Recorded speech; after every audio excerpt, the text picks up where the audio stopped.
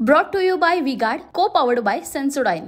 महाराष्ट्राचं कुलदैवत छत्रपती शिवाजी महाराज, वंदनीय हिंदुहृदय सम्राट शिवसेना प्रमुख बाळासाहेब ठाकरे, धर्मवीर आनंद दिघे साहेब, सगळं सुरळीत चालू असताना राज्यकारभार करणं वेगळं आणि संकटांची एकामागोमाग एक मालिका कोसळत असताना त्यातून धीरोदात्तपणे महाराष्ट्राला सुखरूपाने अलवार बाहेर काढणं वेगळं.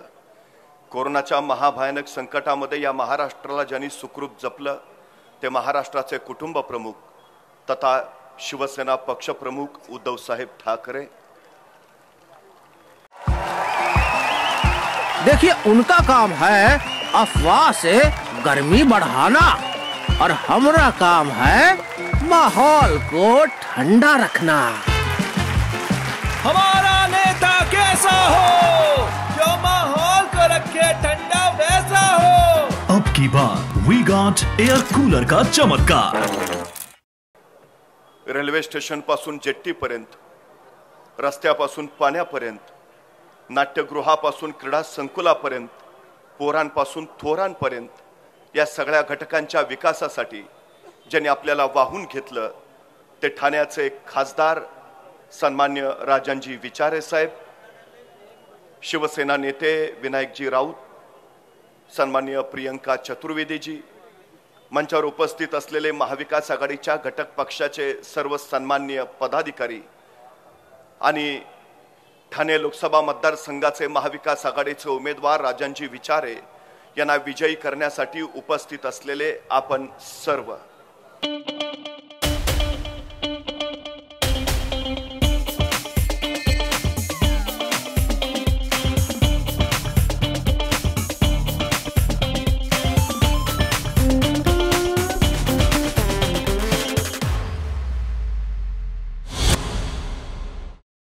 खरं तर गेल्या 70 वर्षात लोकसभा निवडणुकीचा प्रचार इतक्या बोगस पद्धतीनं कधीच झाला नव्हता.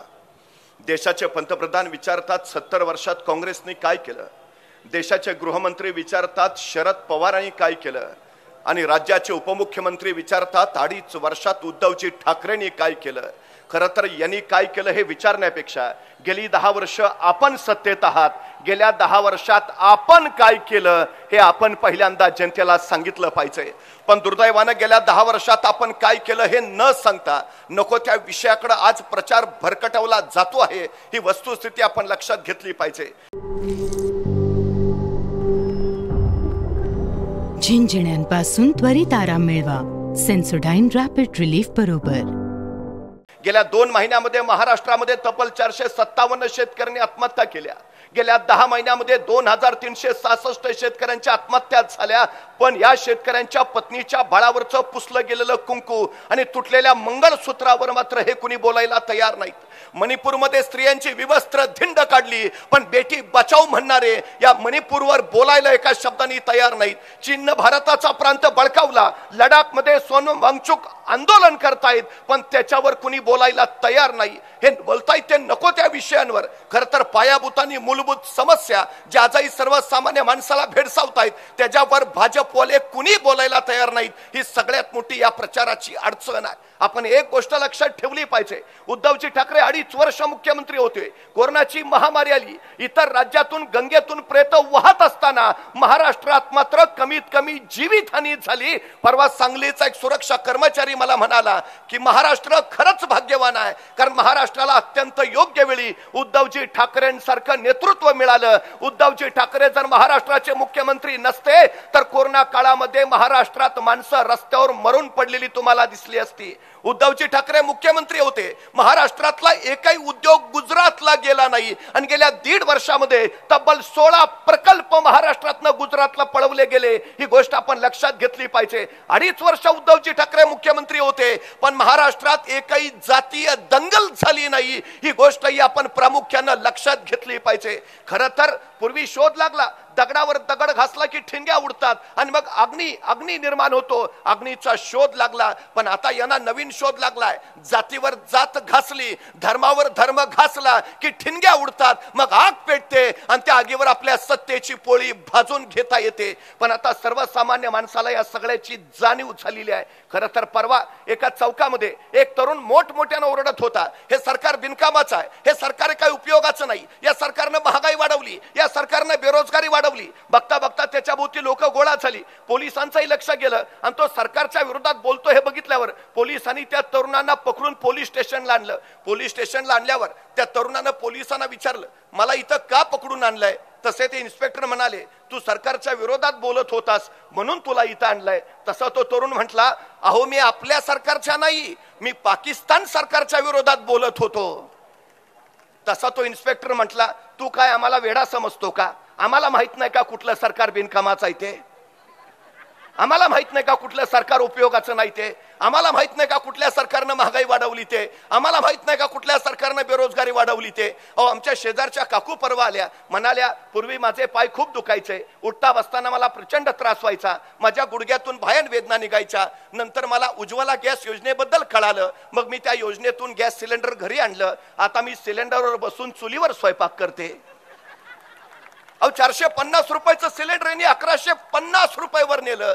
जनता जगण्यासाठी महाग झाली, ही सगळ्यात मोठी वस्तुस्थिती. दुसऱ्या टप्प्याचं मतदान झालं नांदेडला. नांदेडच्या बिलोली मधल्या रामतीर्थ मतदारसंघाच्या मतदान केंद्रावर एक तरुण मतदान करायला गेल्या आणि मतदान करायला गेल्यानंतर सोबत आणलेल्या कुऱ्हाडीनं त्यांनी ईव्हीएमचं मशीनच फोडून टाकलं. पोलिसांनी त्याला पकडलं. इतका उद्वेग आणि संताप तरुणांच्यात आहे. पोलिसांनी विचारलं, असं का केलंस? आणि तो तरुण म्हणाला, मी MA झालोय, मला अद्याप नोकरी नाही आणि मला नोकरी नाही याचं कारण हे सरकार आहे. सरकारच्या बद्दलचा एवढा रोष आणि द्वेष आज तरुण माणसांच्या मनात आहे. आज आपण कधीतरी लक्षात घेतलं पाहिजे, 18 ते 45 या वयोगटातली तब्बल 65% तरुण बेरोजगार आहेत, यांना नोकऱ्याच नाहीत. जॉबलेस ग्रोथ हा देशाच्या अर्थव्यवस्थेतला सगळ्यात मोठा अडथळा असतो. ही सगळ्यात मोठी वस्तुस्थिती आहे. आज भारत सगळ्यात तरुण देश आहे. भारताचं सरासरी वय 28 वर्ष आहे, पण 2036 साली हा देश वृद्धत्वाकडे वाटचाल करायला लागले, हा देश म्हातारपणाकडे वाटचाल करायला लागेल. आज 2024 आहे, आपल्याकडे फक्त 12 वर्ष आहेत. या 12 वर्षातच क्रियाशक्तीनं कार्यानं हा देश महासत्ता होऊ शकतो. पण एक गोष्ट लक्षात ठेवा, 2024ला जर भाजप सत्तेवर आली तर हा देश कधीही महासत्ता होणार नाही, हे पहिलं लक्षात असू द्या. देशाला महासत्ता बनवायचं आहे तर भाजपाचा पराभव झालाच पाहिजे, ही सगळ्यात महत्वाची गोष्ट. परवा सुप्रीम कोर्टाच्या न्यायमूर्ती BV नागरत्न असं म्हणाल्या की नोटाबंदीमध्ये 98% नोटा परत आल्या, मग काळा पैसा गेला कुठं? नोटाबंदी हा काळा पैसा पांढरा करायचा सर्वोत्तम मार्ग होता. आज तुम्ही 600 कोटी रुपये रोज खर्च करून मोदीजी की गॅरंटीच्या जाहिराती करता. अहो तुम्ही गॅरंटीचं बोलता, पण तुमच्या गॅरंटीला वॉरंटी कुठं आहे? हा सगळ्यात महत्वाचा प्रश्न आहे. 2014ला तुम्ही म्हटला होता 2022ला देश महासत्ता होईल, आणि आज 2024ला तुम्ही सांगताय देश 2047ला महासत्ता होईल. काळा पैसा परत आणण्याची गॅरंटी दिली होती, काय झालं त्या गॅरंटीचं? प्रत्येकाच्या खात्यावर 15 लाख जमा करतो म्हटला होता, काय झालं त्या गॅरंटीचं? दरवर्ष 2 कोटी नोकऱ्या देतो म्हटला होता, काय झालं त्या गॅरंटीचं? 2022 पर्यंत प्रत्येकाला घर देणार होता, काय झालं त्या गॅरंटीचं? शेतकऱ्यांची आत्महत्या थांबवणार होता, काय झालं त्या गॅरंटीचं? शेतकऱ्यांचं उत्पन्न दुप्पट करणार होता, काय झालं त्या गॅरंटीचं? महागाई कमी करणार होता, काय झालं त्या गॅरंटीचं? अरबी समुद्रात छत्रपती शिवाजी महाराजांचं स्मारक उभा करणार होता, काय झालं त्या गॅरंटीचं? इंदू मिलमध्ये डॉक्टर बाबासाहेब आंबेडकरांचं स्मारक उभा करणार होता, काय झालं त्या गॅरंटीचं? काय झालं मेक इन इंडियाचं? काय झालं स्मार्ट इंडियाचं? काय झालं स्टील इंडियाचं? काय झालं स्टार्टअप इंडियाचं? काय झालं डिजिटल इंडियाचं? काय झालं आत्मनिर्भर भारताचं? अहो भारताला आत्मनिर्भर करायचं राहू द्या, आधी तुमचा भाजपा पक्ष तरी आत्मनिर्भर करा. 116 उमेदवार बाहेरचे आहेत तुमचे, 116. तुम्ही शिवसेना फोडली, 40 गद्दार गेले, सत्तेत आलात, आम्हाला वाटलं आता थांबतील. नंतर यांनी राष्ट्रवादी फोडली, आम्हाला वाटलं आता तरी थांबतील. नंतर यांनी काँग्रेसचे आदर्श नेते घेतले, म्हटलं आता तरी थांबतील. नंतर यांनी मनसे सोबत घेतली, आता तरी थांबतील. त्यांच्या अर्थमंत्री निर्मला सीतारामन म्हणतायत आमच्या पक्षाचे दरवाजे सतत उघडे आहेत. अहो भ्रष्टाचारी आत येत आहेत, दरवाजे उघडे आहेत. बलात्कारी आत येत आहेत, दरवाजे उघडे आहेत. अहो किती मोठे होणार तुम्ही, कशासाठी? नेत्यापेक्षा आणि पक्षापेक्षा देश मोठा असतो हे पहिलं लक्षात असू द्या. पण यांचं चाललंय काय, कशासाठी सगळं चाललंय? वन नेशन वन टॅक्स या पद्धतीनं यांना वन नेशन वन पार्टी बनायचं आहे.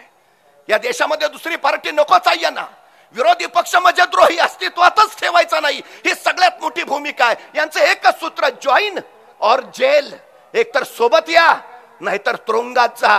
ही हुकुमशाहीची सुरुवात आहे. लक्षात ठेवा, सत्ता आणि मत्ता एवढंच यांचं अंतिम ध्येय झालंय. राज्य व्यवस्थेच्या पायाशी सत्य, न्याय, विश्वास आणि शिव ही जर नैतिक मूल्य असतील तर ती व्यवस्था राहते. पण जर या व्यवस्थेच्या पायाशी ही नैतिक मूल्य नसतील तर ती व्यवस्था न राहता जंगलचा कायदा बनते आणि तिथं नागरिक नव्हे तर गुलाम तयार होतात. ही सगळ्यात महत्वाची गोष्ट आहे. आम्ही गुलामीच्या दिशेनं चाललो आहोत का याचा विचार आता प्रत्येकानं करणं ही सगळ्यात महत्वाची काळाची गरज आहे. आज यांच्या जाहिराती चालू आहेत.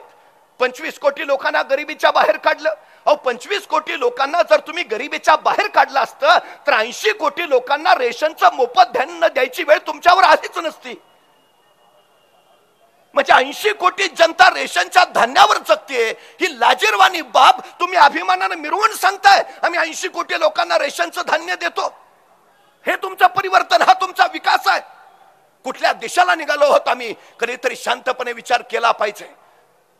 इकॉनॉमिक ग्रोथ मध्ये भारत 5व्या क्रमांकावर आहे म्हणून सांगता आणि दरडोई उत्पन्नामध्ये भारत 141व्या क्रमांकावर गेलाय हे मात्र तुम्ही लपवून ठेवता. ही सगळ्यात मोठी गोष्ट आहे. 19% देशातल्या मुलांना 0% अन्न मिळतं. 0% कुपोषित झालीत मुलांची. तुम्ही याच्याकडे लक्ष देत नाही. कुठल्या दिशेला निघाला तुम्ही? आम्ही राजकीय विरोधक आहे म्हणून हुकुमशाही येते असं म्हणत नाही. परवा स्वीडन स्थित संस्थेने एक अहवाल प्रकाशित केला, व्हरायटी ऑफ डेमोक्रेसी, आणि त्याच्यामध्ये भारतीय लोकशाहीचं वर्णन करताना त्यांनी लिहिलं इलेक्ट्रॉल ऑटोक्रेसी. भारतामध्ये निर्वाचित एकाधिकारशाही आहे हे हे हे त्यांनी सांगितलंय. भारत सरकार की गॅरंटी तुम्ही म्हणायला पाहिजे होतं. तुम्ही भारत सरकार उल्लेख करत नाही, तुम्ही मोदीजी की गॅरंटी म्हणता. हा एकाधिकारशाहीचा प्रकार आहे हे आम्ही लक्षात घेतलं पाहिजे. खरं तर आज वेळ आली आहे. मी जाता जाता फक्त एक गोष्ट आपल्याला सांगतो. जंगलचा राजा सिंह, त्याला प्रचंड भूक लागलेली म्हणून त्यांनी कोल्ह्याला सांगितलं माझ्यासाठी शिकार घेऊन ये. आणि कोल्हा शिकार शोधायला बाहेर पडला. त्याला एक भोळं हरिण दिसलं आणि कोल्हा हरणाला म्हणाला की वनराजांनी तुला बोलावणं धाडलंय. हरिण म्हणला का? अरे तुला जंगलचा राजा करायचंय ना म्हणून सिंह महाराजांनी तुला बोलवलंय. हरिण म्हणला काहीतरी काय सांगतो? अरे खरंच तू चल तरी, जंगलचे राजे सिंह तुला जंगलाचा राजा करणार आहेत. भोळं हरिण कोल्याबरोबर निघालं, सिंहाजवळ पोचलं आणि हरिण दिसताक्षणी सिंहानं झडप घातली. हरणाचा कान सिंहाच्या तोंडात आला आणि कसं बसत चपळ हरिण तिथून पळावलं. कोल्हा मागं धावला. हरिण म्हणला तुम्हाला फसवलंय, सिंह तर मला खाणारच होता, नशीब वाचलो, काय सांगतो राजा बनवणार आहेत. तसा कोल्हा म्हटला अरे तुझ्या लक्षात येत नाही का, सिंहाला तुला जंगलचा राजा बनवायचा आहे आणि राजा बनल्यावर राजमुकुट तुझ्या डोक्यावर व्यवस्थित बसावा म्हणून त्यांनी तुझा कान काढला. अरे कान असता तर मुकुट कसा बसला असता? हरिण म्हणला खरंच? म्हणले तर काय तुझा विश्वास नाही, चल. बोलावलंय सिंहाने. हरिण परत भोळं गेलं सिंहाकडं. जसं हरिण टप्प्यात दिसलं सिंहानं परत झडप घातली. चपळ हरिण पळालं पण त्याची शेपटी सिंहाच्या तोंडात गेलीच. शेपटी तुटलेलं हरिण पुढे जाऊन धपापत्यावर थांबलं. कोल्ह्याला म्हणाल तू परत मला फसवलायस. तसं कोल्हा म्हटला रे तुला कळत कसं नाही, आता तू जंगलचा राजा होणार, तुला जर शेपटी राहिली तर तू सिंहासनावर बसू शकशील का? तुला सिंहासनावर व्यवस्थित बसता यावं म्हणून सिंहराजाने तुझी शेपटी काढली. लक्षात नाही का तुझ्या? चल. सिंहाने बोलावलंय पण सिंहाने कोल्ह्याला सांगितलं होतं यावेळी तो त्याला माझ्याकडे जिवंत घेऊन येऊ नकोस. 2 वेळा पळून गेलाय, आता सरळ त्याला हरणाला तू तिकडच मार आणि त्याचा मांस फक्त माझ्याकडे घेऊन ये. कोल्ह्यानंही हरणाला भुलवलं, टप्प्यात नेलं, त्या हरणाला मारून टाकलं आणि त्या हरणाचा मेंदू त्या कोल्ह्यानं खाऊन टाकला आणि उरलेलं सगळं मांस घेऊन तो सिंहाकडे गेला. सिंहानं हरणाचं मांस बघितलं आणि सिंह म्हणाला अरे पण यात हरणाचा मेंदू कुठं आहे? तसा कोल्हा म्हणाला 2 वेळा लचके तुटल्यानंतर सुद्धा जो 3ऱ्या वेळी तुमच्याकडे येतोय त्याला मेंदू असेल का? राऊत साहेब 2014ला आमचा कान गेलाय, 2019ला आमची शेपटी गेली, आता 2024ला लोकशाहीचा प्राण जाऊ देऊ नका. तुमची माझी सगळ्यात महत्वाची जबाबदारी ती आहे. नाहीतर उद्याची पिढी आम्हाला विचारेल देश लुटला जात होता तर तुम्ही तुम्ही काय करत होता? देश विकला जात होता, तुम्ही काय करत होता? हुकुमशाही लादली जात होती, तुम्ही काय करत होता? संविधान बदललं जात होतं, तुम्ही काय करत होता? आम्हाला अभिमानानं सांगता आलं पाहिजे, बाळा असं काही घडणार नाही, कारण आम्ही राजांची विचारे यांच्या खांद्याला खांदा लावून लढत होतो. आता आपल्या मजबूत हातात स्वाभिमानाची मशाल घ्या आणि विजयाची तुतारी फुंका. 4 जूनला विजयाचा निनादच गरजला पाहिजे. जय Maharashtra. Brought to you by V-Guard, co-powered by Sensodyne.